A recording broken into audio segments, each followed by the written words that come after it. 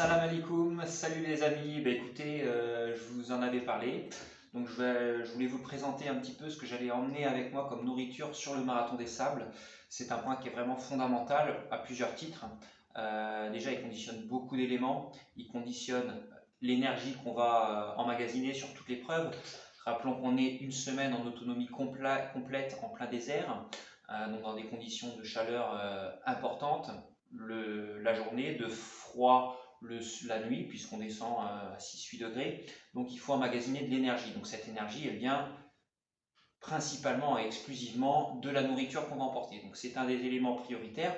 En plus de ça, on va faire autour de 40 km par jour, donc un effort intense de 3 voire 4 heures, pour moi en tous les cas, sur ce que j'envisage. Donc il faut emmagasiner de l'énergie pour être le plus performant possible.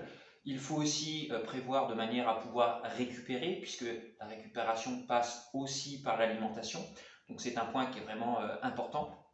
Et puis, toute cette énergie, comme je l'ai rappelé, on est en autonomie complète. Donc un point qui est fondamental, c'est de trouver le bon compromis poids, kilocalories, énergie, qui va nous permettre d'être le plus performant possible quand on cherche la performance. C'est-à-dire d'optimiser ce poids en y mettant des aliments de qualité et des choses qui nous conviennent à nous en tant qu'athlète pour pouvoir performer sur toute cette semaine.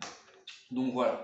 Donc moi, ce que je vais emmener, donc ça va être principalement la base de l'énergie des plats lyophilisés. Pourquoi lyophilisés? Parce que bien entendu, le poids est optimisé par rapport à la qualité énergétique. Donc ce sont des plats qui sont très bien conçus et qui sont vraiment adaptés par rapport à la dépense énergétique d'un sportif et d'un effort tel qu'on va le faire. J'emporte également des soupes, voilà, des différentes soupes pour agrémenter un petit peu tout au long de la journée.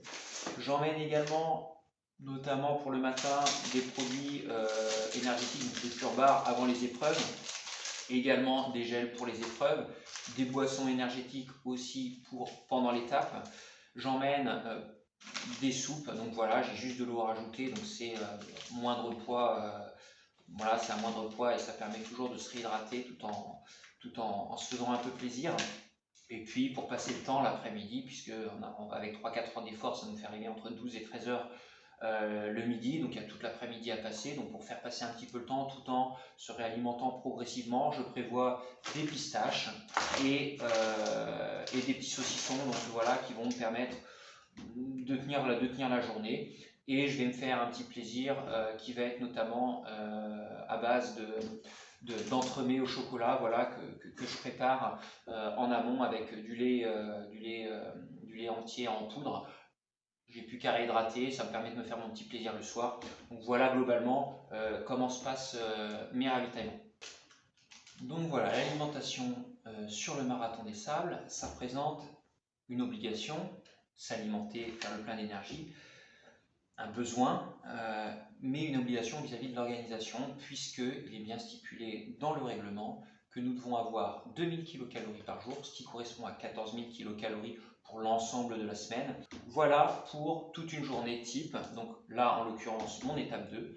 Comment j'organise tout ça? Le matin, je me réveille, un petit déjeuner très light, pour lequel je vais prendre un peu de protéines, donc 50 grammes pardon, que je vais mélanger avec 750 ml d'eau. C'est assez dilué, mais ça permet quand même d'emmagasiner des protéines. J'ai 206 kcal déjà là-dedans.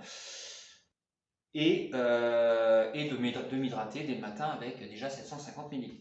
En plus de ça, le matin, je vais prendre 2 pure barres. Donc c'est des barres meltoniques qui sont assez denses et qui vont permettre un petit peu de trouver un peu de satiété dans ce que je vais manger le matin avant de prendre le départ.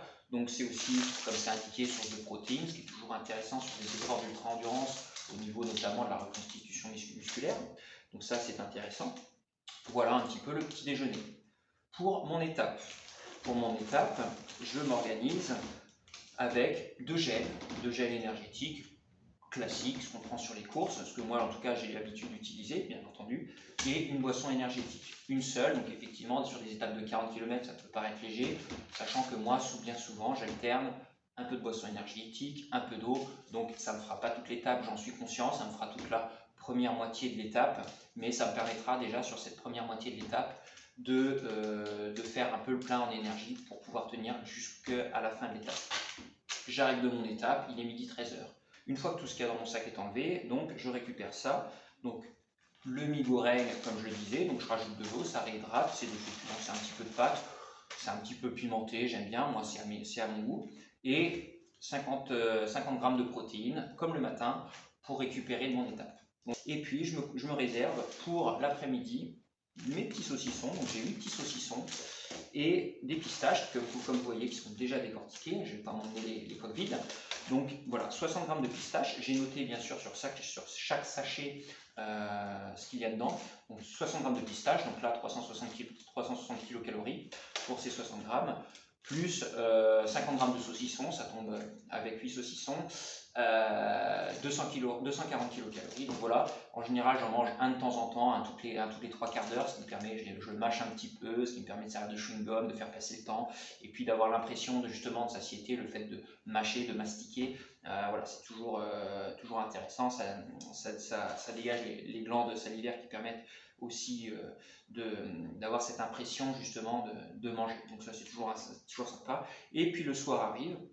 Donc le soir, qu'est-ce qui se passe? Eh bien le soir, je vais commencer par une petite soupe, j'ai juste de l'eau à rajouter, une très simple d'utilisation.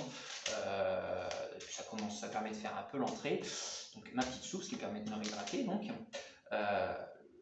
j'enchaîne avec mon plat, donc le plat principal, le seul vrai plat de la journée en fin de compte, même s'il y a le mi-goreng le midi, donc le vrai plat de la journée, donc ça il y en a, ça reconstitué, réunifié, donc là j'ai 150 g de couscous pour ma deuxième soirée.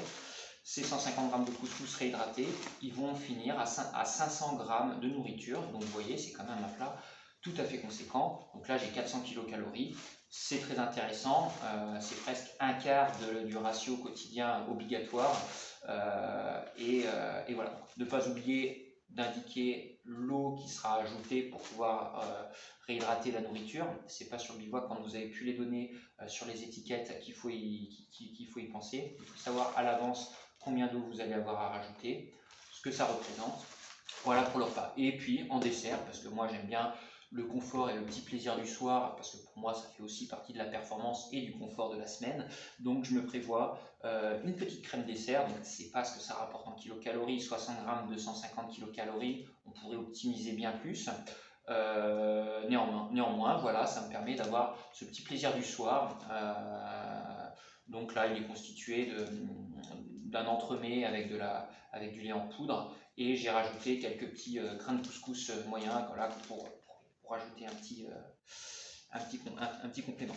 Donc voilà globalement un peu comment se compose ma journée. Donc tous ces sacs, donc ces 7 sacs, puisque j'aurai 7 sacs quotidiens, vont être mis dans mon sac, dans mon grand sac, avec mes autres affaires que je vous ai présentées la dernière fois.